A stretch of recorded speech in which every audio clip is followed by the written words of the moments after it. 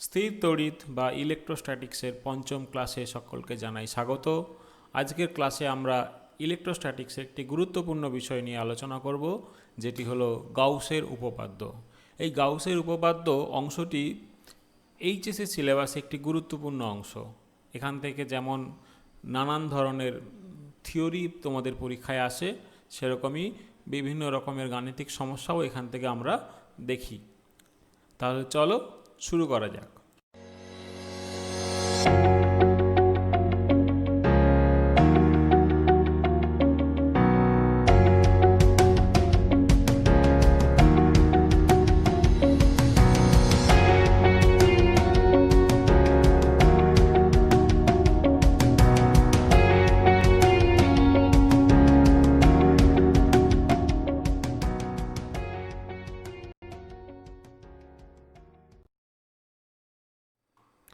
ক্ষেত্র ভেক্টর। এই ক্লাসের প্রথমে আমরা জেনে নেব ক্ষেত্র ভেক্টর সম্পর্কে। তোমরা ভেক্টর সম্পর্কে জানো যে রাশির মান এবং অভিমুখ আছে তাকে বলা হয় ভেক্টর রাশি। তো একটা ক্ষেত্রফলকে যখন ভেক্টর আকারে প্রকাশ করা হবে তখন কিভাবে করা হবে। তো এখানে আমরা দেখতে পাচ্ছি কি বলা হয়েছে না, কোনো কোনো ক্ষেত্রে তলের ক্ষেত্রফলকে ভেক্টর হিসাবে গণ্য করা হয়। ক্ষেত্র ভেক্টরটির দৈর্ঘ্য দ্বারা তলটির ক্ষেত্রফলের মান সূচিত হয় এবং ক্ষেত্র ভেক্টরটির অভিমুখ ধরা হয় তলটির লম্ব বরাবর। অর্থাৎ ওই ক্ষেত্রফলকে যে ভেক্টর আকারে প্রকাশ করা হচ্ছে সেই ভেক্টরের মান হবে ওই ক্ষেত্রফলের মানের সঙ্গে সমান এবং সেই ভেক্টরটির অভিমুখ হবে ওই ক্ষেত্রফলের ওপর অঙ্কিত অবিলম্ব বরাবর। এইভাবে একটি ভেক্টরকে ক্ষেত্র ভেক্টর আকারে প্রকাশ করা যায়। ক্ষেত্র ভেক্টরের ধারণা আমাদের কাছে খুবই গুরুত্বপূর্ণ গাউসের উপপাদ্য বুঝে ফেলার জন্য। এবার চলে আসছি, এখানে একটা দেখানো হয়েছে যে ধরো ডিএস ক্ষেত্র, এই তলটির ক্ষেত্রফল ডিএস এবং এই তলের উপর অঙ্কিত অভিলম্ব এই বরাবর কাজ করছে। এই বরাবর একটি একক ভেক্টরকে আমরা দেখিয়েছি এন ক্যাপ দিয়ে। এবার এই ক্ষেত্রে আমরা যদি এই তলের ক্ষেত্র ভেক্টরকে ডিএস ভেক্টর বলি তাহলে ডিএস ভেক্টর কত হবে? ডিএস ভেক্টর সমান ডিএস এন ক্যাপ। ডিএস হচ্ছে ওই তলের ক্ষেত্রফল, এন ক্যাপ হচ্ছে লম্ব বরাবর একটি একক ভেক্টর। এইভাবে আমরা একটা ক্ষেত্র ভেক্টরকে প্রকাশ করতে পারি। এরপর চলে আসছি তড়িৎ ফ্লাক্স। কোনো তলের মধ্য দিয়ে লম্বভাবে অতিক্রান্ত বলরেখার সংখ্যাকে তড়িৎ ফ্লাক্স বলে। অর্থাৎ কোনো তলকে যতগুলি বলরেখা লম্বভাবে ছেদ করে সেই সংখ্যাকে বলা হয় তড়িৎ ফ্লাক্স। এবার এখানে দেখো একটা ধরো ক্ষুদ্র একটা ক্ষেত্রফল ডিএস দেখানো হয়েছে। এই ক্ষুদ্র ক্ষেত্রফলকে ডিএসকে ইলেকট্রিক ফিল্ড ই থিটা কোণে ছেদ করেছে। এই থিটা কোণে ছেদ করেছে মানে কি না, এই যে ডিএস ক্ষেত্র তার যে লম্ব অভিমুখ এই এন ক্যাপ বরাবর বোঝানো হয়েছে তার সঙ্গে থিটা কোণ, অর্থাৎ তলের লম্বর সঙ্গে থিটা কোণে রয়েছে তড়িৎ ক্ষেত্র। এক্ষেত্রে তড়িৎ ফ্লাক্স কত হবে? আমরা এখান থেকে বলতে পারি ডিফাই সমান তড়িৎ ফ্লাক্স ডিফাই সমান ই ডিএস কস থিটা। ঠিক আছে, তড়িৎ ক্ষেত্র প্রাবল্য ডিএস ক্ষেত্রফল আর কস থিটা, থিটা হচ্ছে কি তড়িৎ ক্ষেত্র প্রাবল্য এবং ক্ষেত্র ভেক্টরের মধ্যেকার কোণ। এবার এটাকে আমি আবার ভেক্টর আকারে লিখতে পারি ডট গুণ আকারে ই ডট এন ক্যাপ ডিএস, ই ডট এন ক্যাপ ডিএস। এবার এই যে ফ্লাক্স, এই ফ্লাক্সটা ক্ষুদ্র একটা ক্ষেত্রফল ডিএসের জন্য। এবার যদি এই ফ্লাক্সটা আমি একটা বড় ক্ষেত্রফল এসের জন্য নির্ণয় করতে চাই, যেখানে ডিএস হচ্ছে এসেরই একটা ক্ষুদ্র অংশ, তাহলে কি করতে হবে? এই ডি ফাইয়ের ইন্টিগ্রেশন করতে হবে, ওই পুরো তলের উপর ইন্টিগ্রেশন করতে হবে। তাহলে ফাই সমান কত? ইন্টিগ্রেশন অফ ডি ফাই মানে integration e dot n cap dx. এরপরে আমরা চলে আসছি আরও কতগুলো বিষয়, যে তড়িৎ ফ্লাক্স কী বোঝাচ্ছে না, কতগুলি বলরেখার সংখ্যা। এটা একটা স্কেলার রাশি, তড়িৎ ফ্লাক্স একটি স্কেলার রাশি। সেই জন্য এখানে দেখতে পাচ্ছ না দুটো ভেক্টরের ডট গুণ হয়েছে। আমরা জানি দুটো ভেক্টরের ডট গুণ করলে সেটা গুণফল একটা স্কেলার হয়, এক্ষেত্রে ফ্লাক্স স্কেলার রাশি।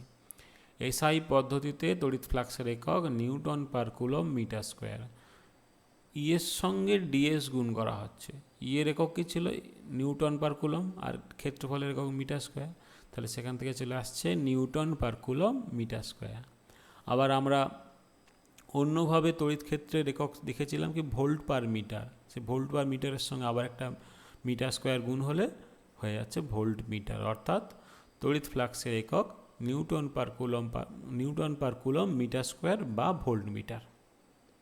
আচ্ছা, এখানে এই অংশটায় আমাদের যে ধারণাটা আমরা বলেছি বা ব্যবহার করেছি সেটা হচ্ছে একটা বলরেখার ধারণা থেকে তড়িৎ ক্ষেত্র প্রাবল্যের সংজ্ঞা। এখানে কেন ব্যবহার করা হয়েছে আমি তখন বলিনি, এটা পড়ার পর আমি সেটা আবার ঘুরে বলছি। দেখো, আমরা তড়িৎ ক্ষেত্র প্রাবল্যের সংজ্ঞা পড়েছিলাম। কি পড়েছিলাম না, তড়িৎ ক্ষেত্রে কোনো বিন্দুতে একক ধনাত্মক আধান রাখলে সে যে পরিমাণ বল অনুভব করে তাকেই বলা হয় তড়িৎ ক্ষেত্র প্রাবল্য। এটাকে আবার আমরা একটু অন্যভাবে বলতে পারি, বলরেখার ধারণা থেকে আমরা বলতে পারি তড়িৎ ক্ষেত্রের প্রাবল্যের সংজ্ঞা কি সেটা না, কোনো বিন্দুর চারিদিকে নেওয়া একক ক্ষেত্রফলের মধ্য দিয়ে লম্বভাবে বলরেখা যতগুলি বলরেখা অতিক্রম করে তাই হলো ওই বিন্দুর তড়িৎ ক্ষেত্র প্রাবল্য। অর্থাৎ একটা বিন্দুর চারিদিকে নেওয়া একক ক্ষেত্রফলের মধ্য দিয়ে যতগুলি বলরেখা লম্বভাবে অতিক্রম করে। তার মানে কি, এখানে হচ্ছে কি সেই তড়িৎ ক্ষেত্র প্রাবল্য, অর্থাৎ একক ক্ষেত্রফলের মধ্য দিয়ে যতগুলি বলরেখা ছেদ করেছে সেই সংখ্যা। তারপরে ডিএস হচ্ছে ক্ষেত্রফল, তাহলে একক ক্ষেত্রফলের মধ্য দিয়ে যতগুলি বলরেখা ছেদ করে সেটা হচ্ছে এবং এখানে ক্ষেত্রফলের মান ডিএস। এবার এই কস থিটা আনা হয়েছে কেন, কারণ এর অভিমুখ এর অভিমুখের সঙ্গে একই দিকে নয়, তাদের মধ্যে কোণ রয়েছে থিটা, এর লম্ব উপাংশ নেওয়ার জন্য এখানে কস থিটা গুণ করা হয়েছে। সেখান থেকে আমরা পেয়ে যাচ্ছি ফাই কত, ইডিএস কস থিটা। কতগুলি বিশেষ ক্ষেত্র, তড়িৎ ক্ষেত্র প্রাবল্য তলের সাথে লম্ব হলে অর্থাৎ থিটা সমান 0 ডিগ্রি হলে ফাই সমান ইডিএস সর্বাধিক হয়। অর্থাৎ যদি ক্ষেত্র ভেক্টর এবং তড়িৎ ক্ষেত্র প্রাবল্য সমমুখী হয় তাহলে সেক্ষেত্রে ফ্লাক্সের মান সর্বাধিক হয়। আবার পরেরটা 2 নম্বর পয়েন্টে দেখতে পাচ্ছি থিটা সমান 90 ডিগ্রি বসায় তাহলে কস 90 0, অর্থাৎ ডি ফাই সমান 0 হয়ে যাচ্ছে। অর্থাৎ এখানে যদি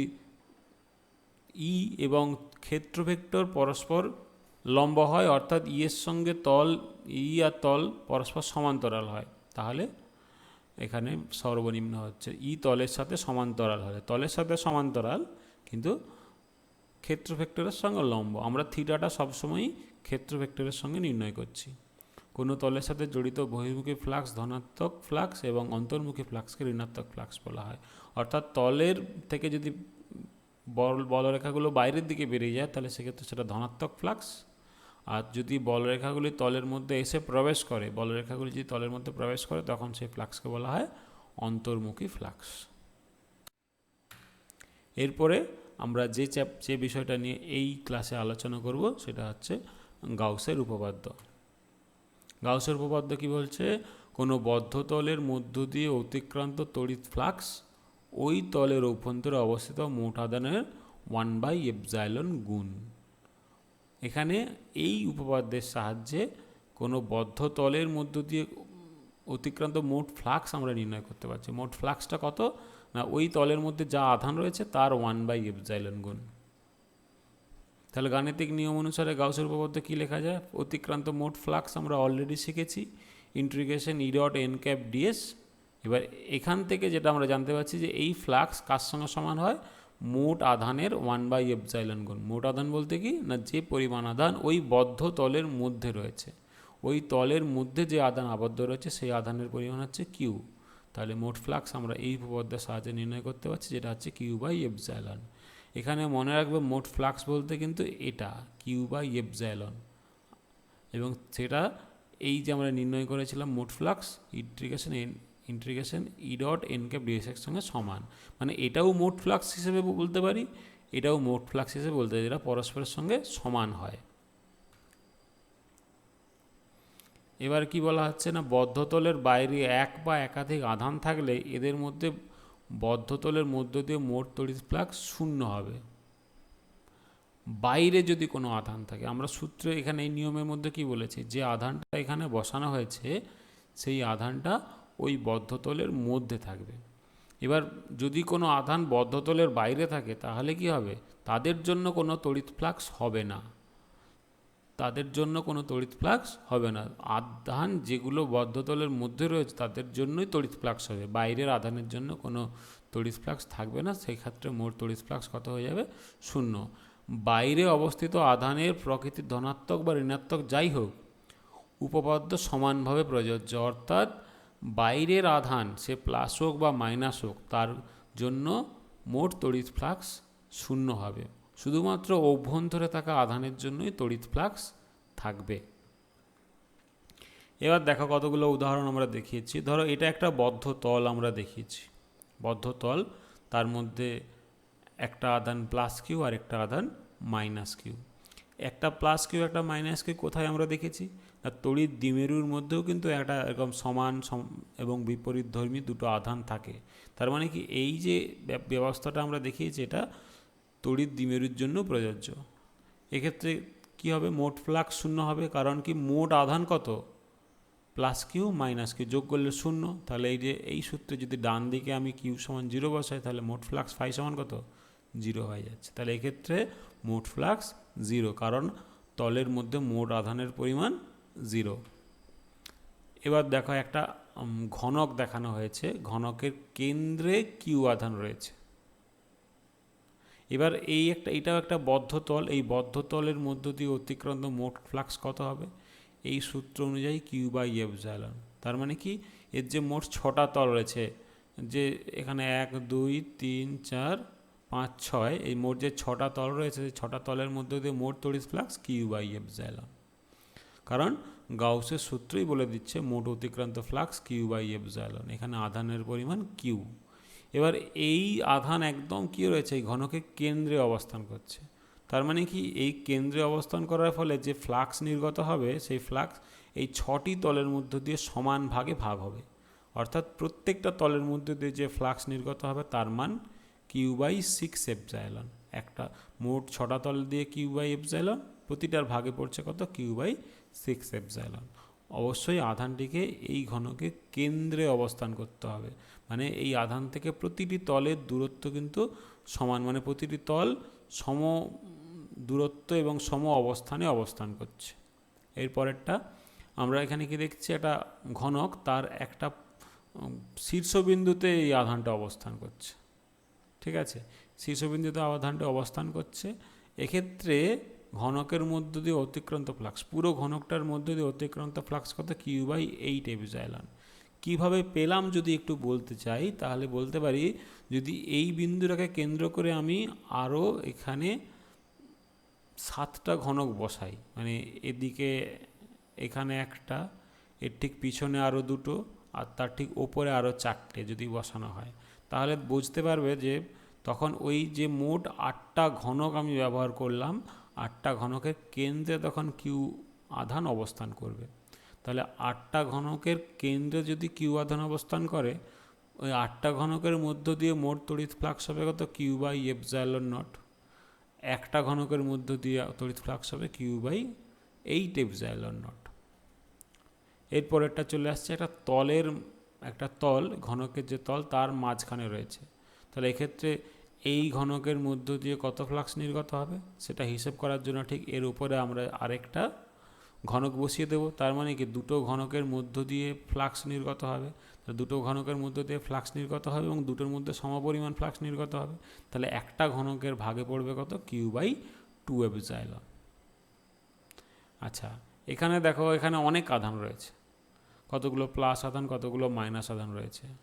এখানেও বলছে মোট তড়িৎ ফ্লাক্স 0 হবে, কারণ আমরা যদি গুণে ফেলি যতগুলো প্লাস চার্জ আছে ঠিক ততগুলোই মাইনাস চার্জ আছে, অর্থাৎ মোট আধানের পরিমাণ 0। আর মোট আধানের পরিমাণ 0, কিউ সমান 0 বসালে আমরা পেয়ে যাব মোট তড়িৎ ফ্লাক্স ফাই সমান 0। আচ্ছা, এখানে একটা বিষয় বলে দিই, আমরা এখানে যে ফ্লাক্সের ক্ষেত্রে এপসাইলন নট বসিয়েছি, প্রত্যেকটা ক্ষেত্রে কি এপসাইলন নট বসিয়েছি, আর এখানে এপসাইলন বসিয়েছি। শূন্য মাধ্যম বা বায়ু মাধ্যম হলে এখানে এপসাইলনের জায়গায় এপসাইলন নট হবে, এবং অন্য কোনো মাধ্যম হলে এখানে সেই মাধ্যমের এপসাইলন আমি বসাতে পারি। ঠিক আছে, তাহলে এই হচ্ছে গাউসের উপপাদ্য, এবং গাউসের উপপাদ্যের ধারণা থেকে কতগুলি বিশেষ ক্ষেত্রে আমরা ফ্লাক্সের মানও নির্ণয় করলাম। এবার হচ্ছে যেটা গুরুত্বপূর্ণ অংশ, গাউসের সূত্রের প্রয়োগ। এই গাউসের সূত্র কি কাজে লাগবে? গাউসের সূত্র কাজে লাগবে তড়িৎ ক্ষেত্র প্রাবল্য নির্ণয় করার জন্য। আমরা এর আগের অংশে কোনো বিন্দু আধানের জন্য তড়িৎ ক্ষেত্রের প্রাবল্য নির্ণয় করেছি। সেখানে তড়িৎ ক্ষেত্রের কোনো বিন্দুতে একক ধনাত্মক আধান রেখে সে কী পরিমাণ বল অনুভব করে সেই মান নির্ণয় করে আমরা গাউসের সূত্র নির্ণয় করে সেখানে তড়িৎ ক্ষেত্র প্রাবল্যের মান নির্ণয় করেছি। কিন্তু গাউসের সূত্র যদি আমরা প্রয়োগ করি সেক্ষেত্রে বিভিন্ন জটিল আধান বণ্টনের জন্যেও আমরা তড়িৎ ক্ষেত্র প্রাবল্যের মান খুব সহজেই নির্ণয় করতে পারবো। সেই জন্যই গাউসের সূত্রটিকে ব্যবহার করা হচ্ছে কোন ক্ষেত্রে না তড়িৎ ক্ষেত্র প্রাবল্য নির্ণয় করার জন্য। বিভিন্ন ধরনের জটিল আধান বণ্টনের ক্ষেত্রেও গাউসের সূত্র প্রয়োগ করে খুব সহজেই কোনো বিন্দুতে তড়িৎ ক্ষেত্র প্রাবল্যের মান আমরা নির্ণয় করতে পারি। তাহলে চলো শুরু করা যাক এই গাউসের সূত্রের প্রয়োগ। এই প্রয়োগগুলি কিন্তু পরীক্ষায় আসে, এইচএস পরীক্ষায় কোনো একটা হয়তো নিশ্চয়ই তোমরা পরীক্ষায় পেলেও পেতে পারো। সেই জন্য এই ডেরিভেশনগুলো কিন্তু খুব অবশ্যই ভালোভাবে প্র্যাকটিস করবে। আমার প্রথমে আসছি কি বিন্দু আধানের জন্য কোনো বিন্দুতে তড়িৎ ক্ষেত্র প্রাবল্য। বিন্দু আধানের জন্য তড়িৎ ক্ষেত্র প্রাবল্য আমরা এর আগে নির্ণয় করেছি। সেখানে অনেকটা জটিল পদ্ধতির সাহায্যে আমরা সেটা একটু অনেকটা বড় আকারে পেয়েছিলাম। এখানে খুব সহজে আমরা গাউসের সূত্র প্রয়োগ করে সেই প্রমাণ করতে পারবো। ধরা যাক একটি বিন্দু আধান কিউ এর জন্য আর দূরত্বের তড়িৎ প্রাবল্য নির্ণয় করতে হবে। এইখানে কিউ আধান রয়েছে, এইখানে আর দূরত্বে একটা বিন্দুতে তড়িৎ ক্ষেত্র প্রাবল্য নির্ণয় করতে হবে। এটা আমাদের কাজ। তার জন্য কি না ওই আধানকে কেন্দ্র করে আর ব্যাসার্ধে একটি গোলীয় গাউসীয় তল কল্পনা করা হলো। গাউসীয় তল আমরা গাউসের সূত্রে কি পড়েছি, একটা বদ্ধ ক্ষেত্রের জন্য এই উপপাদ্যটি প্রযোজ্য। একটা বদ্ধ ক্ষেত্রের জন্য তার মানে কি আমরা যেখানেই গাউসের সূত্র প্রয়োগ করতে যাব সেখানে একটা গাউসীয় তল বদ্ধ তলের প্রয়োজন। সেই বদ্ধ তলটা আমাদেরকে ব্যবহার করতে হবে, তবেই সেখান থেকে আমরা সেই তড়িৎ ক্ষেত্র প্রাবল্যের মান নির্ণয় করতে পারবো। তো এই ক্ষেত্রে সেই গাউসীয় তলটা কল্পনা করা হচ্ছে কি না ওই বিন্দুকে কেন্দ্র করে একটা আর ব্যাসার্ধের গোলক কল্পনা করলাম। এই গোলকটি গাউসীয় তল হিসেবে কাজ করবে। প্রতিসাম্য থেকে বলা যায় গাউসীয় তলের উপর কোনো বিন্দুতে তড়িৎ প্রাবল্য অরীয়ভাবে বহির্মুখী। মানে যেহেতু বিন্দু আধান তাহলে কী হবে, এই গোলকের থেকে কি বাইরের দিকে বলরেখাগুলি নির্গত হবে, মানে কি রেডিয়ালি আউটওয়ার্ড আকারে বলরেখাগুলি থাকবে। মানে তড়িৎ ক্ষেত্র প্রাবল্যও এই বরাবর থাকবে। এখানে দেখানো হয়েছে, দেখো যদি এই বিন্দুতে আমি তড়িৎ ক্ষেত্র প্রাবল্যের মান জানতে চাই তাহলে এই বিন্দু থেকে বহির্মুখে তড়িৎ ক্ষেত্র প্রাবল্য ই। ঠিক আছে, আবার এখানে আমি একটা ডিএস অংশ কল্পনা করেছি, কারণ আমাদের সেই গাউসের উপপাদ্য ছিল কি integration e dot n cap DS. এই ক্ষুদ্র অংশটা ডিএস কল্পনা করেছি। এবার এই ডিএসের উপর যদি আমি লম্ব টানি, লম্ব টানবো কেন আবার বলে দিচ্ছি, যেহেতু আমাকে ক্ষেত্র ভেক্টর নির্ণয় করতে হবে এন ক্যাপের অভিমুখ। তাহলে এটার উপরে যদি একটা লম্ব ভেক্টর মানে এই ছোট্ট ক্ষেত্রে যদি আমি অভিলম্ব টানি সেটাও কি হবে এই কেন্দ্র থেকে বহির্মুখে একটা লাইন, অর্থাৎ ডিএসের অভিমুখও এই বরাবরই। মানে কি দেখতে পাচ্ছি যে এক্ষেত্রে ই এবং ডিএস পরস্পর সমান্তরাল। মানে কি থিটা হচ্ছে 0 ডিগ্রি, কস 0 কথা 1, সেটা আমরা পরবর্তী সময় ব্যবহার করব। এবার তাহলে কি হচ্ছে ই ডট ডিএস সমান ই ডিএস। এবার চলে আসছি গাউসের উপপাদ্য ক্ষেত্র ভেক্টর বদ্ধ সমাকল। এখানে বদ্ধ সমাকল দেখানোর জন্য এরকম চিহ্ন ব্যবহার করা হয়েছে, integration e dot n cap DS সমান কিউ বাই এপসাইলন। এখানে মোট আধান কত রয়েছে এই গাউসীয় তলের অভ্যন্তরে কিউ। তাহলে সূত্রটা লিখে ফেললাম। এবার ই ডট ডিএস বা ই ডট এন ক্যাপ ডিএস, এই ই ডট ডিএস মানেও যা এই ই ডট এন ক্যাপ ডিএস মানেও তা এই, কারণ এন ক্যাপ ডিএস মানেই ডিএস ভেক্টর। তো এবার এখান থেকে আমরা কি পেয়েছি ই ডট এন ক্যাপ ডিএস সমান ই ডিএস, সেটা পরবর্তী লাইনে ব্যবহার করছি। তো ই ডিএস সমান কিউ বাই এপসাইলন। এবার হচ্ছে এই তলের উপর প্রতিটা বিন্দুতেই তড়িৎ ক্ষেত্র প্রাবল্যের মান ই, কারণ প্রতিটা বিন্দুই এই বিন্দু আধান থেকে সমান দূরত্ব এবং সেটি কত আর দূরত্বে রয়েছে। ফলে কি প্রত্যেকটা বিন্দুতে ই এর মান একই, তাই ই কনস্ট্যান্ট বলে আমরা ধরে নেব। তাহলে এটাকে আমরা ইন্টিগ্রেশনের বাইরে নিয়ে চলে এলাম। যেহেতু এটা কনস্ট্যান্ট রাশি এর ইন্টিগ্রেশন হলো না, তাহলে ইন্টিগ্রেশন মানে ডিএস এর পথ সমাকল বদ্ধপথ, এখানে বদ্ধপথ সমাকল হচ্ছে ক্ষেত্র সমাকল, পথ সমাকল নয় ক্ষেত্র সমাকল। সেখানে ডিএস এর ইন্টিগ্রেশন করলে আমরা পেয়ে যাব ক্ষেত্রফল এস। এস মানে কি এই গোলীয় তলের ক্ষেত্রফল। গোলীয় তলের ক্ষেত্রফল কত 4 পাই আর স্কোয়ার। তাহলে 4 পাই আর স্কোয়ার আমি বসিয়ে দিলাম এস এর জায়গায়। সেখান থেকে আমি পরবর্তী লাইনে ই এর মান পেয়ে গেলাম কত কিউ বাই 4 পাই এপসাইলন আর স্কোয়ার, বা কিউ বাই 4 পাই এপসাইলনের জায়গায় কাপ্পা এপসাইলন নট লিখলাম, কাপ্পা এপসাইলন নট ইন্টু আর স্কোয়ার। অর্থাৎ যেটা আমরা আগেও পেয়েছিলাম সেটা আবার এখানে গাউসের সূত্র প্রয়োগ করে আমরা আবার পেলাম, কিন্তু অবশ্যই এটা অনেক সহজ পদ্ধতি। সুষমভাবে আহিত দীর্ঘ ঋজু পরিবাহীর জন্য কোনো বিন্দুতে তড়িৎ ক্ষেত্র প্রাবল্য। ধরি অসীম দৈর্ঘ্যের ঋজু আহিত পরিবাহী তারটির একক দৈর্ঘ্যের আধান ল্যামডা, অর্থাৎ প্রতি একক দৈর্ঘ্যে আধান রয়েছে ল্যামডা। যে দীর্ঘ ঋজু পরিবাহীর জন্য তড়িৎ ক্ষেত্র প্রাবল্য নির্ণয় করতে হবে সেটি এখানে এবি দিয়ে দেখানো হয়েছে। এই তারে প্রতি একক দৈর্ঘ্যের আধানের পরিমাণ ল্যামডা। এবার এখান থেকে আর দূরত্ব একটা বিন্দু পি, এখান থেকে এই তার থেকে আর দূরত্ব একটা বিন্দু পি, এই পি বিন্দুতে তড়িৎ ক্ষেত্র প্রাবল্য নির্ণয় করতে হবে। তার জন্য কি করা হচ্ছে না, এই এবিকে অক্ষ করে আর ব্যাসার্ধের এবং এল দৈর্ঘ্যের একটি চোঙ, যেটা গাউসীয় তল হিসেবে কাজ করবে, তা নেওয়া হলো। তার ব্যাসার্ধ আর এবং দৈর্ঘ্য হচ্ছে এল। তড়িৎ ক্ষেত্রের প্রাবল্য ব্যাসার্ধ বরাবর বাইরের দিকে ক্রিয়া করে। এই তারের জন্য যে তড়িৎ ক্ষেত্র প্রাবল্য এই ব্যাসার্ধ বরাবর বাইরের দিকে কাজ করে। প্রত্যেকটা বিন্দুতে এরকম ব্যাসার্ধ বরাবর বাইরের দিকে, এদিকে হলে এইরকমভাবে এটা কাজ করবে। সুতরাং তড়িৎ ফ্লাক্স কেবলমাত্র বক্রতলের মধ্য দিয়ে অতিক্রম করে। এই দুটো তলের মধ্য দিয়ে কোনো তড়িৎ ফ্লাক্স থাকবে না, কারণ এক্ষেত্রে থিটার মান 90 ডিগ্রি হয়ে যাচ্ছে। ক্ষেত্র ভেক্টর এবং ইএস মধ্যবর্তী কোণ 90 ডিগ্রি হয়ে যাচ্ছে, তার ফলে এই দুটোতে তড়িৎ ফ্লাক্স শূন্য। শুধুমাত্র এক্ষেত্রে ক্ষেত্র ভেক্টর এবং ই পরস্পর সমমুখী, তাই এক্ষেত্রে তড়িৎ ফ্লাক্স থাকবে। তাই জন্যই বলা হচ্ছে তড়িৎ ফ্লাক্স কেবলমাত্র বক্রতলের মধ্য দিয়ে অতিক্রম করে।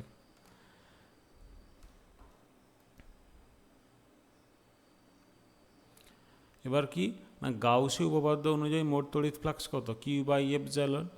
সেখান থেকে আমরা পেয়ে যাচ্ছি কিউ সমান কত, ল্যামডা এল বাই এপসাইলন। এখানে প্রতি একক দৈর্ঘ্য আধান ল্যামডা, এল দৈর্ঘ্য, তাহলে মোট কিউ সমান কত, ল্যামডা এল বাই এপসাইলন। সেখান থেকে ইটাও আমরা বাইরে নিয়েছি, কারণ এই বক্রতলের প্রতিটা বিন্দুই তার থেকে সম দূরত্বে অবস্থান করছে, অর্থাৎ এই বক্রতলের প্রতিটা বিন্দুতে ই এর মান সমান হবে। সেই জন্য সেটা ইন্টিগ্রেশনের বাইরে এসেছে, এবং ডিএস এর ইন্টিগ্রেশন করলে এই বক্রতলের ক্ষেত্রফল পাওয়া যাবে, যার মান 2πRL। সেখানে আমরা বসিয়ে দিলাম মান, বসিয়ে দিলে আমরা ই এর মান পেয়ে যাচ্ছি কত, ল্যামডা বাই 2π এপসাইলন আর। এরপর চলে আসছি এই ই এর মান এই অক্ষ থেকে যত দূরে যাওয়া হবে কিভাবে পরিবর্তিত হয় সেই গ্রাফে। এটা সেই অক্ষ দেখানো হয়েছে। এখানে দেখতে পাচ্ছ ই সমানুপাতে 1/r। সেই 1/, গ্রাফ প্লট করলে আমরা দেখতে পাবো এইভাবে অক্ষ থেকে দূরত্ব বাড়ার সঙ্গে সঙ্গে ই এর মান এইভাবে 1/r এর অনুপাতে হ্রাস পাচ্ছে। পাতলা গোলীয় খোলকের জন্য গোলকের বহিস্থ কোনো বিন্দুতে তড়িৎ ক্ষেত্র প্রাবল্য। এখানে ব্যাপারটা খুব সহজেই আমরা বুঝিয়ে দিতে পারি। একটা গোলক কল্পনা করা হয়েছে, গোলক আমরা নিয়েছি আর ব্যাসার্ধের গোলক, এবং বলা হচ্ছে তার প্রতি একক ক্ষেত্রফলে আধানের পরিমাণ সিগমা, অর্থাৎ সিগমা হচ্ছে কি আধানের তলমাত্রিক ঘনত্ব। এখন কাজ কি না, কাজ হচ্ছে বহিস্থ বিন্দু পি, যেটা এই গোলকের বাইরে রয়েছে, এই পি বিন্দুতে তড়িৎ ক্ষেত্র প্রাবল্য নির্ণয় করতে হবে। পি বিন্দু গোলকের কেন্দ্র থেকে এক্স দূরত্বে অবস্থিত, এবং অবশ্যই এক্স গ্রেটার দেন আর। তো আগের মতোই কী করব, আমরা এখানে একটা গাউসীয় তল কল্পনা করব। গাউসীয় তল কল্পনা করার জন্য কি আমরা এক্স ব্যাসার্ধের একটি গোলক এঁকে নেব বা গোলক নিয়ে নেব। এই এক্স ব্যাসার্ধের গোলকটি হবে এবং কেন্দ্রটা ওই আগের গোলকের কেন্দ্র থেকে নেওয়া হবে, এবং এই গোলকটাই হবে কি গাউসীয় তল। এবার আগের ধারণা থেকে আমরা বলতে পারি এই পি বিন্দুতেই এই গোলকের উপর অবস্থিত আধানের জন্য তড়িৎ ক্ষেত্র প্রাবল্য হবে কি এই রেডিয়ালি আউটওয়ার্ড, মানে এই বিন্দু আর এই বিন্দুকে যোগ করলে যে তীরচিহ্ন পাবো আমরা সেই বরাবর হবে তড়িৎ ক্ষেত্র প্রাবল্য। আবার এই বিন্দুতে যদি আমরা একটা ক্ষেত্র ভেক্টর অঙ্কন করি, তাহলে ক্ষেত্র ভেক্টরের অভিমুখটাও হবে কি রেডিয়ালি আউটওয়ার্ড, মানে একদম এই বিন্দু যোগ করলে এই বরাবর। অর্থাৎ আমি বলতে পারি এক্ষেত্রেও ই এবং ডি পরস্পর সমান্তরাল, ই এবং ডিএস পরস্পরের সঙ্গে সমান্তরাল, মানে ই ডট ডিএস বা ই ডট এন ক্যাপ ডিএস সমান ই ডিএস। এবার গাউসের উপপাদ্য অনুযায়ী বলো এখানে ফ্লাক্স ফাই সমান integration e dot n cap DS সমান কিউ বাই এপসাইলন। এবারে কিউ কত, এখানে ই রড এন ক্যাপ ডিএসের জায়গায় ডিএস বসিয়ে দিলাম। কিউ মানে কি, এই তলের উপর যে পরিমাণ আধান রয়েছে। একক ক্ষেত্রফলে আধান সিগমা, তাহলে এখানে ক্ষেত্রফল কত প্রথমে জেনে নিই। এটা যদি আর ব্যাসার্ধ হয় তাহলে এই গলীয় তলের ক্ষেত্রফল 4πr²। তাহলে 4πr² আধান হবে কত, 4πr² into sigma divided by epsilon. সেখান থেকে আমরা ইটাকে বাইরে বের করে নিচ্ছি কেন, আমরা জানি এই গাউসীয় তলের প্রতিটা বিন্দুই এই কেন্দ্র থেকে সমদূরত্বে রয়েছে, অর্থাৎ এই গাউসীয় তলের প্রত্যেকটা বিন্দুতেই তড়িৎ ক্ষেত্র প্রাবল্যের মান স্থির ই, এটা কনস্ট্যান্ট, সেই জন্য কনস্ট্যান্ট বাইরে চলে এসেছে। ইন্টিগ্রেশন অফ ডিএস, ডিএসের ইন্টিগ্রেশন করলে পাবো এই গাউসীয় তলের ক্ষেত্রফল, গাউসীয় তলের ক্ষেত্রফল কত 4πx², কারণ ব্যাসার্ধ এক্স, তাহলে বক্রতলের ক্ষেত্রফল হবে 4πx²। সেখান থেকে আমরা হিসাব করলে পেয়ে যাচ্ছি ই সমান r² sigma by epsilon x², ই সমান r² sigma by epsilon x²। এটা হচ্ছে এই বহিস্থ বিন্দু পিতে তড়িৎ ক্ষেত্র প্রাবল্যের মান। এরপর চলে আসছি যে ওই গলীয় তলের ওপরে যদি বিন্দুটা হয়, অর্থাৎ আমি যদি এই গলীয় তলের ওপরে কোনো বিন্দুতে তড়িৎ ক্ষেত্র প্রাবল্যের মান জানতে চাই, দেখো এখান থেকে ব্যাপারটা খুব সহজ হয়ে যাচ্ছে। এই পি বিন্দু কত দূরত্বে রয়েছে, এক্স দূরত্বে। যদি এই পি বিন্দুটাই আর দূরত্বে হতো তাহলে তার অবস্থান কোথায় হতো, এই তলের উপরেই। তাহলে আমরা যদি এক্স সমান আর বসিয়ে দিই তাহলেই এই পি বিন্দুটা এই তলের উপর চলে আসবে এবং এই গলীয় তলের ওপরে তড়িৎ ক্ষেত্র প্রাবল্য আমরা নির্ণয় করতে পারবো। তার মানে কি, আমরা গোলকের উপরে কোনো বিন্দুতে তড়িৎ প্রাবল্য হিসেব করার জন্য আমরা কি করছি, এক্স ইকুয়ালস টু আর বসিয়ে দিলাম। এক্স ইকুয়ালস টু আর বসিয়ে দিলে কত হচ্ছে, ই সমান এখানে এক্স ইকুয়ালস টু আর বসিয়ে দিলে আর² কেটে যাবে, তাহলে সেখানে কত পেয়েছি, ই সমান সিগমা বাই এপসাইলন। তড়িৎ ক্ষেত্র প্রাবল্যের মান হবে সিগমা বাই এপসাইলন। এবার হচ্ছে পাতলা গলীয় খোলকের জন্য গোলকের অভ্যন্তরে। আমরা এর আগে কি গোলকের বাইরে হিসেব করলাম বহিস্থ বিন্দুতে, গোলকের ওপর কোনো বিন্দুতে হিসেব করলাম। যদি এবার আমরা গোলকের অভ্যন্তরে হিসেব করি, তার মানে কি, এখানে দেখো গাউসীয় তলটা ব্যাসার্ধ এক্স এবং সেই এক্সটা কি হচ্ছে আর এর থেকে ছোট, এক্স লেস দেন আর হয়ে যাচ্ছে। এখানেও সেই একই রকমভাবে গাউসীয় তল নেওয়া হয়েছে, কিন্তু এখানে ব্যাসার্ধ, গাউসীয় তলের ব্যাসার্ধ ওই যে তলের উপর আধান রয়েছে তার থেকে ছোট। ফলে কি হচ্ছে, যে এই আধান যা রয়েছে এই গাউসীয় তলের বাইরে এই তলের উপর রয়েছে, ভেতরে কোনো আধান থাকছে না, এখানে কোনো আধান নেই। ধাতব পরিবাহী তার বাইরে এই তলে ফাঁপা গোলক, এখানে আধান রয়েছে, এর ভেতরে কোনো আধান নেই। ফলে কি হচ্ছে, মোট অতিক্রান্ত ফ্লাক্স কত হয়ে যাচ্ছে, শূন্য। যেহেতু ওই গাউসীয় তলের ভেতরে কোনো আধান নেই, শূন্য হয়ে যাচ্ছে। তাহলে সেখান থেকে আমরা কী বসাতে পারি, integration e dot n cap DS সমান শূন্য। সেখান থেকে ই এর মানও পেয়ে যাবে কত, শূন্য। অর্থাৎ ফাঁপা গলীয় খোলকের অভ্যন্তরে কোনো তড়িৎ ক্ষেত্র প্রাবল্য নেই, তড়িৎ ক্ষেত্র প্রাবল্যের মান শূন্য। এই তল থেকে সৃষ্টি হয়ে বাইরে তার তড়িৎ ক্ষেত্র প্রাবল্যের মান রয়েছে, যেটা আমরা আগের ক্ষেত্রে হিসেবটা করেছি। অসীম অপরিবাহী সুষমভাবে আহিত সমতল পাতের জন্য কোনো বিন্দুতে তড়িৎ ক্ষেত্র প্রাবল্য। এটি হচ্ছে অসীম পরিবাহী যেটি সুষমভাবে আহিত পাতলা পাত, এর আধানের তলমাত্রিক ঘনত্ব সিগমা, অর্থাৎ এই পাতের প্রতি একক ক্ষেত্রফলের আধান সিগমা। তলটি থেকে আর দূরত্বে অবস্থিত পি বিন্দুতে তড়িৎ ক্ষেত্র প্রাবল্য নির্ণয় করতে হবে। এখান থেকে আর দূরত্বে একটা বিন্দু পি, এই পি বিন্দুতে তড়িৎ ক্ষেত্র প্রাবল্য নির্ণয় করতে হবে। তড়িৎ ক্ষেত্র প্রাবল্য নির্ণয় করার জন্য উভয় পার্শ্বে আর দৈর্ঘ্যের গাউসীয় পিলবক্স অঙ্কন করা হলো। এই গাউসীয় পিলবক্স মানে কি, গাউসীয় তল ধরে নাও, আর দৈর্ঘ্যের পিলবক্স, অর্থাৎ এই দিকে আর দৈর্ঘ্যের পিলবক্স, আবার এর ঠিক উল্টো দিকেও আর দৈর্ঘ্যের পিলবক্স। এই পিলবক্সে প্রস্থচ্ছেদের ক্ষেত্রফল কত, ডিএস, প্রস্থচ্ছেদের ক্ষেত্রফল ডিএস। এখান থেকে একটা হিসেব করে নেওয়া হচ্ছে প্রথমেই, যে তাহলে এটা যদি একটা গাউসীয় তল হয় এই দুটো পিলবক্স মিলিয়ে, তাহলে এই গাউসীয় তলের মধ্যে কত আধান রয়েছে। এই গলীয় তলের ক্ষেত্রফল ডিএস, এদিকের গলীয় তলের ক্ষেত্রফলটাও ডিএস। তাহলে এই পিলবক্স এই পাতের ডিএক্স ক্ষেত্রফলকেই ছেদ করেছে। তার মানে কি ডিএস ক্ষেত্রফলের যে আধানটা রয়েছে সেটাই এই ক্ষেত্রে আধানের পরিমাণ, পিল বক্সে আবদ্ধ আধানের পরিমাণ। সেটা কত? কিউ সমান সিগমা ডিএস। সিগমা হচ্ছে একক ক্ষেত্রফলের আধান, ডিএস ক্ষেত্রফলে সিগমা ডিএস।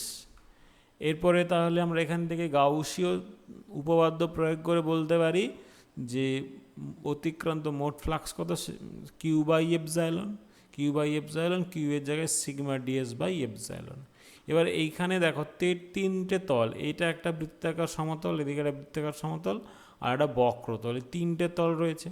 এই তিনটে তলের মধ্যে বক্রতলের জন্য ফ্লাক্স শূন্য হবে, কারণ কি এই বক্রতলে তড়িৎ ক্ষেত্র প্রাবল্য এবং বক্রতা পরস্পর সমান্তরাল। এই সমান্তরাল হওয়ার জন্য এই বক্রতল দিয়ে কোনো তড়িৎ ফ্লাক্স নির্গত হবে না। তাহলে সুতরাং বাকি যে দুটো তল, যে কেবলমাত্র দুটি বৃত্তাকার তল দিয়ে অতিক্রান্ত মোট তড়িৎ ফ্লাক্স, মানে শুধুমাত্র এই দুটো বৃত্তাকার তল দিয়ে তড়িৎ ফ্লাক্স থাকবে এবং তাদের পরিমাণ কত? ই ইন্টু 2ds। এদিকে ইডিএস তড়িৎ ক্ষেত্র প্রাবল্য গুণিত ক্ষেত্রফল, এখানে তড়িৎ ক্ষেত্র প্রাবল্য গুণিত ক্ষেত্রফল। তাহলে কত হয়ে গেল? ই 2ds। এবার সেটাকে দুটোকে পরস্পর সমান করে দিলাম, সমান করে দিলে পেয়ে গেলাম কত? ই সমান সিগমা বাই 2 এপসাইলন। অর্থাৎ এই অসীম অপরিবাহী সুষমভাবে আহিত সমতল পাতের কাছাকাছি কোনো বিন্দুতে তড়িৎ ক্ষেত্র প্রাবল্যের মান কত? Sigma by 2 epsilon. এর পরের প্রয়োগে চলে আসছি। আহিত পরিবাহীর নিকটবর্তী কোনো বিন্দুতে তড়িৎ ক্ষেত্র প্রাবল্য। আগেরটা ছিল অপরিবাহী, এটা হচ্ছে আহিত পরিবাহী, তার নিকটবর্তী কোনো বিন্দুতে তড়িৎ ক্ষেত্র প্রাবল্য। এটা একটা আহিত পরিবাহী আমরা নিয়েছি। আহিত পরিবাহীর বাইরের পৃষ্ঠে আধান অবস্থান করে। আমরা আগেই জানি যে কোনো পরিবাহীর যদি আহিত হয় তাহলে তার আধান বাইরের পৃষ্ঠে থাকে। এখানেও ধরে নিচ্ছে আধানের তলমাত্রিক ঘনত্ব সিগমা। পরিবাহীর নিকটস্থ পি বিন্দুতে তড়িৎ ক্ষেত্র প্রাবল্য নির্ণয় করতে হবে। এর কাছাকাছি একটা বিন্দু পি, এইখানে পি থাকবে, আমি লেখা নেই, ধরে নাও এইখানে পি বিন্দু রয়েছে, এখানে তড়িৎ ক্ষেত্র প্রাবল্য নির্ণয় করতে হবে। গাউসীয় তল হিসাবে পরিবাহীর তলের উপর লম্বভাবে একটি চোঙ কল্পনা করো। এখানে যে অংশের কাছাকাছি আমরা তড়িৎ ক্ষেত্র প্রাবল্য নির্ণয় করছি সেখানে একটা ওই পরিবাহীর উপর একটা লম্ব চোঙ কল্পনা করা হলো। এই সেই লম্ব চোঙ যার একটা অংশ পরিবাহীর ভেতরে রয়েছে, একটা অংশ পরিবাহীর বাইরে রয়েছে। চোঙ কল্পনা করা হলো যার একটি বৃত্তীয় তলের ক্ষেত্রফল ডিএস। এই যে বৃত্তীয় তল, এই তলটার ক্ষেত্রফল হচ্ছে কি? ডিএস। এই ডিএস হচ্ছে পি বিন্দুকে ঘিরে রয়েছে। এইখানে যদি ধরে নাও পি বিন্দু হয় তাহলে সেই পি বিন্দুকে এই ডিএস ক্ষেত্রফল ঘিরে রেখেছে। পরিবাহীর অভ্যন্তরে তড়িৎ ক্ষেত্র প্রাবল্য শূন্য। এই যে ভেতরের অংশ শূন্য, কারণ আধান তো বাইরে রয়েছে, এখানে তড়িৎ ক্ষেত্র প্রাবল্যের মান শূন্য। তাই পরিবাহীর অভ্যন্তরের চোঙের মধ্য দিয়ে অতিক্রান্ত ফ্লাক্স শূন্য। তাহলে এর ভেতরের অংশে যেহেতু তড়িৎ ক্ষেত্র প্রাবল্য শূন্য, ফ্লাক্সও শূন্য। আবার পরিবাহীর বাইরের চোঙের বক্রতলের ক্ষেত্র ভেক্টর এবং তড়িৎ ক্ষেত্র প্রাবল্য পরস্পর অভিলম্ব। মানে এই যে বক্রতল রয়েছে, বক্রতলের বক্রতা ভেক্টর কোন দিকে হবে? এই বরাবর হবে। আর তড়িৎ ক্ষেত্র প্রাবল্য হলুদ কালোদের দেখানো হয়েছে এরকমভাবে, মানে কি পরস্পর এরকম 90 ডিগ্রি কোণে থাকবে, আর 90 ডিগ্রি cos 90 আমরা জানি 0। তার ফলে কি এই বক্রতল দিয়েও কোনো তড়িৎ ফ্লাক্স থাকবে না। তাহলে কি শুধুমাত্র তড়িৎ ফ্লাক্স হবে কি এই গোলীয় তলটির জন্য। তাহলে মোট তিনটে তলের মধ্যে দুটো তলের জন্য কি ফ্লাক্স শূন্য, 0+0, আর এটার জন্য কি ইডিএস। এখানে ই এবং ডিএস পরস্পর সমান্তরাল, তাহলে ফ্লাক্স আমি গুণ করলে পেয়ে যাচ্ছি ইডিএস। তাহলে মোট ফ্লাক্স কত হয়ে গেল? ইডিএস সমান কত? আমি তড়িৎ ফ্লাক্স সমান কিউ বাই এপসাইলন, সেই ফর্মুলা কাজে লাগাচ্ছি। ইডিএস সমান কিউ বাই এপসাইলন, কিউ হচ্ছে কত? মোট আধান সিগমা ডিএস বাই এপসাইলন, সেখান থেকে আমি পেয়ে গেলাম কত? ই সমান সিগমা বাই এপসাইলন। এরপর এই গাউসীয় উপপাদ্য প্রয়োগ করে কতগুলি গাণিতিক সমস্যা। 17.7 মাইক্রোকুলম আধান 0.03 মিটার ধার বিশিষ্ট একটি ঘনকের কেন্দ্রে রাখা আছে। ঘনকটির মধ্য দিয়ে এবং ঘনকটির প্রতিতলের মধ্য দিয়ে তড়িৎ ফ্লাক্স কত? মোট তড়িৎ ফ্লাক্স কিউ বাই এপসাইলন যেখানে নির্ণয় করা হয়েছে। কিউ বাই এপসাইলন, কিউ এর মান আর এপসাইলনের মান বসিয়ে আমরা এটা পাচ্ছি। এটা হচ্ছে মোট তড়িৎ ফ্লাক্স। আমরা এখানে গাউসীয় সূত্রের যে অংশ, ডান দিকের যে অংশটা কিউ বাই এপসাইলন, সেই অংশটা ব্যবহার করছি। এই অঙ্কটা সমাধান করার সময় আরও একটা কথা বলে দিই, যখনই আমরা গাউসীয় সূত্র প্রয়োগ করতে চাই অনেকেরই ওই সামনের দিকের অংশটা ব্যবহার করে সমস্যার সমাধান করার চেষ্টা করে। সামনের দিকের অংশ মানে কি, integration e dot n cap dx, এই অংশটা ব্যবহার করার চেষ্টা করে। বেশিরভাগ ক্ষেত্রে কিন্তু এই অংশটা ব্যবহার করার দরকার নেই। ডান দিকের যে অংশটা মোট তড়িৎ ফ্লাক্স সমান কিউ বাই এপসাইলন, সেই অংশটাই ব্যবহার করলে সুবিধে হবে। সেটাই আমরা ব্যবহার করে বেশিরভাগ ক্ষেত্রে গাণিতিক সমস্যা সমাধান করবো। এখানে যেহেতু শূন্য মাধ্যম, তাহলে কিউ বাই এপসাইলন নট মান বসিয়ে দিয়ে পেয়ে গেলাম। এবার যদি প্রতিটা তলের মধ্য দিয়ে ফ্লাক্স নির্ণয় করতে হয়, তাহলে আমরা অলরেডি আগেই শিখেছি কেন্দ্রে রয়েছে, তাহলে প্রত্যেকটা তলের মধ্য দিয়ে অতিক্রান্ত ফ্লাক্স কিউ বাই 6 এপসাইলন, সেটা এখানে প্রয়োগ করা হয়েছে। প্রয়োগ করলে আমরা এই উত্তরটা পাচ্ছি। তোমরা হিসাবটা একটু দেখে নেবে। এরপরে এটা একটা গুরুত্বপূর্ণ অংশ, এটা খুব ইম্পর্টেন্ট একটা ধরনের সমস্যা। ভেক্টর এর সূত্র এখানে কাজে লাগবে। আমরা কি জানি, ফাই সমান ই ডট ডি ফাই সমান কী পড়েছিলাম, ই dot n cap DS, E dot DS, সেইটা এখানে কাজে লাগছে। ক্ষেত্র ভেক্টর দেওয়া আছে 6i cap plus 3j cap plus 4k cap voltmeter. ওই তড়িৎ ক্ষেত্রে ওয়াই জেড তলের 20 মিটার স্কোয়ার ক্ষেত্রফলের মধ্যে দিয়ে অতিক্রান্ত ফ্লাক্স। দেখো ক্ষেত্রফল বলে দেওয়া আছে, ক্ষেত্রফল কত, 20 মিটার স্কোয়ার, এবং সেটা কি ওয়াই জেড তল বরাবর রয়েছে ওই ক্ষেত্রফলটা। অর্থাৎ এই যে তথ্যটা দেওয়া রয়েছে, এই তথ্য থেকে আমাদের ক্ষেত্র ভেক্টর ডিএসটাকে বা ডিএস বা এস আমাদেরকে তৈরি করতে হবে।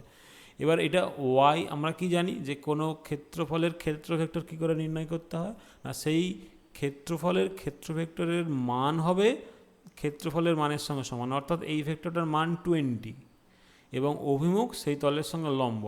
এই ক্ষেত্রফলটা রয়েছে ওয়াই জেড তলে, তাহলে তার অভিমুখ কোন দিকে হবে, ওয়াই জেডের সঙ্গে লম্ব কোন দিকটা, এক্স অভিমুখ, এক্স অক্ষ বরাবর হবে ওয়াই জেডের সঙ্গে লম্ব। তার মানে কি এই ক্ষেত্র ভেক্টরটা এক্স অক্ষ বরাবর থাকবে। অর্থাৎ আমি এইরকমভাবে ক্ষেত্র ভেক্টরটা লিখতে পারি, এর সমান 20 আই ক্যাপ। আই ক্যাপ হচ্ছে কি এক্স অক্ষ বরাবর একক ভেক্টর। তাহলে আমি এখান থেকে প্রথমে ক্ষেত্র ভেক্টরটা নির্ণয় করলাম, তারপরে কি ডিফাই সমান ই ডট ডিএস, ডট গুণ করলেই হবে, ডট গুণ করলাম 6 গুণিত 20 120, 6 গুণিত 20 হলো 120, বাকি গুণগুলো কী হবে, আই ডট আই 1, সেই জন্য এই পার্টটা আছে, বাকি j dot i k dot আইগুলো 0 হবে, সেই জন্য আমরা এখানে উত্তর পেয়ে গেলাম 120 ভোল্ট মিটার। এরপরে একটা সমস্যা, বদ্ধতলে অন্তর্মুখী তড়িৎ ফ্লাক্স ও বহির্মুখী তড়িৎ ফ্লাক্স ফাই 1 ফাই 2 হলে তলের অভ্যন্তরের তড়িৎ আধান কত। তাহলে অন্তর্মুখী মানে যেটা প্রবেশ করেছে সেটা হচ্ছে কি ফাই 1, বহির্মুখী হচ্ছে ফাই 2। তাহলে মোট ফ্লাক্স কত হবে, নেট আউটওয়ার্ড ফ্লাক্স মানে মোট বহির্মুখী ফ্লাক্স কত হবে না, ফাই 2 মাইনাস ফাই 1। তাহলে বহির্মুখী থেকে অন্তর্মুখী বিয়োগ করলেও মোট বহির্মুখী ফ্লাক্স কত, ফাই 2 মাইনাস ফাই 1। এবং গাউসের সূত্র অনুযায়ী কি মোট বহির্মুখী ফ্লাক্স সমান কত, q by epsilon nought. Q হচ্ছে কি ওই তলের মধ্যে আবদ্ধ আধান। তাহলে এটার সঙ্গে কিউ বাই এপসাইলন নট হিসেব করে সমান করে দিলাম, সেখান থেকে কিউ পেয়ে গেলাম epsilon nought into phi 2 minus phi 1। এখানে আমাদের আজকের ক্লাস শেষ হলো। তোমরা এই অংশের যে গাউসের সূত্রের প্রয়োগ যেগুলো ছিল সেগুলো অবশ্যই খুব ভালো করে পড়বে এবং খাতায় লিখে প্র্যাকটিস করবে, এবং ধরে নাও এইগুলো 3 নাম্বার বা 2 নাম্বারের প্রশ্ন হিসেবে পরীক্ষায় আসতে পারে, সেই রকমভাবে এগুলো প্র্যাকটিস করবে। এবং যে 2 ধরন বা 3 ধরনের গাণিতিক সমস্যা আমরা দেখালাম সেগুলো ভালো করে পড়বে। আর একদম গাউসের সূত্রের পরে যে আমি বিভিন্ন ডায়াগ্রামগুলো দিয়ে মোট ফ্লাক্স কোনো তলের মধ্যে দিয়ে কত ফ্লাক্স নির্গত হচ্ছে এগুলোও কিন্তু খুব ভালো করে দেখবে। বইতেও আরও কিছু সমস্যা পেয়ে যাবে, সেগুলো সমাধান করার চেষ্টা করবে। এগুলোর প্রত্যেকটা স্পষ্ট ধারণা থাকা খুবই গুরুত্বপূর্ণ। তাহলে চলো ভালো করে পড়াশুনো করো, এবং পরবর্তী ক্লাসে আমরা আবার এর পরের অংশগুলো নিয়ে আলোচনা করব।